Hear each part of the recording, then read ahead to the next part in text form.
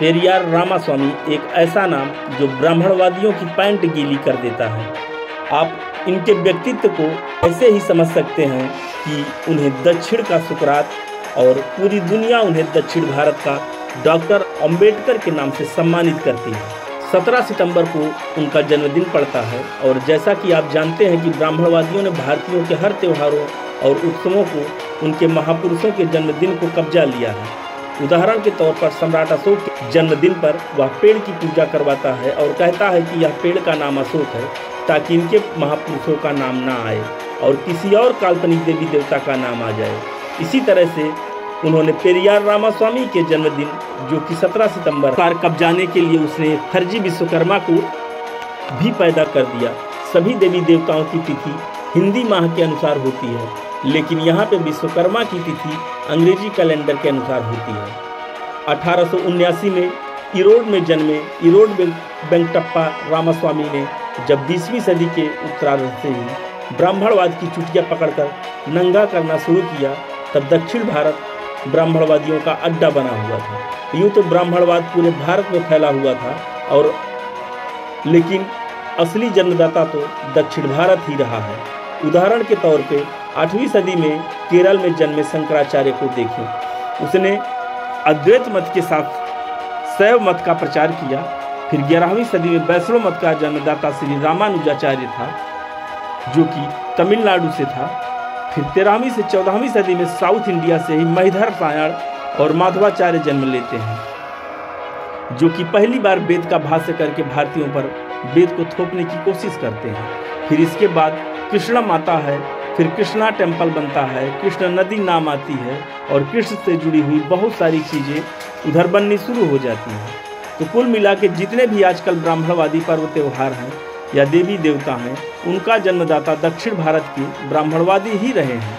कहा जाता है कि कीचड़ में ही कमल जन्म लेता है। शायद यही कारण रहा कि तमिलनाडु में ही पेरियार रामास्वामी का जन्म हुआ और उन्होंने ब्राह्मणवाद की जड़ों को खोदने के लिए ही शायद उनका पैदा होना 19वीं 20वीं सदी की सच्चाई थी। लोग उन्हें दिलो जान से चाहने लगे। पिछड़े दलितों के लिए रिप्रेजेंटेटिव बनकर उभरे हैं और पेरियार रामास्वामी से भी पहले दक्षिण भारत में बहुत से नेताओं ने ब्राह्मणवादियों के खिलाफ ऑलरेडी मोर्चा खोल रखा था।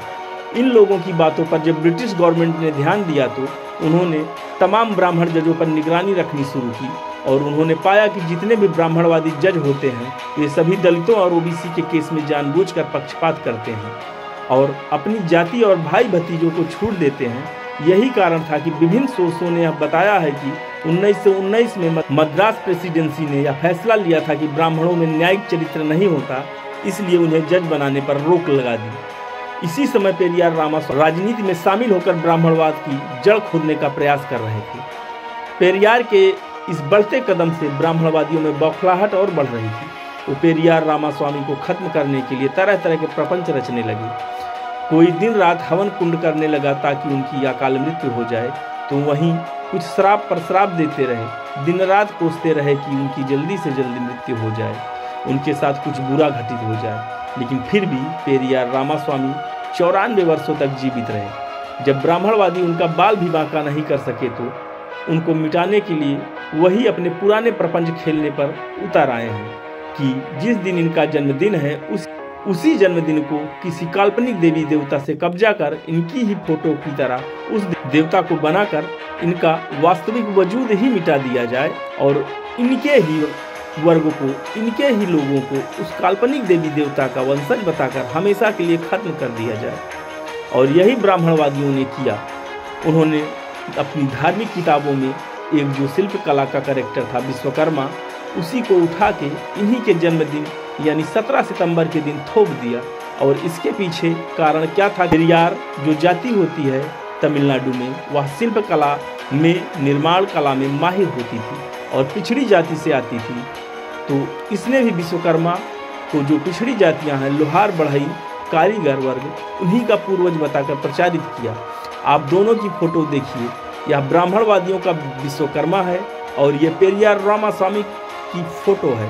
दोनों में दाढ़ी और चेहरे का लुक बिल्कुल सेम है।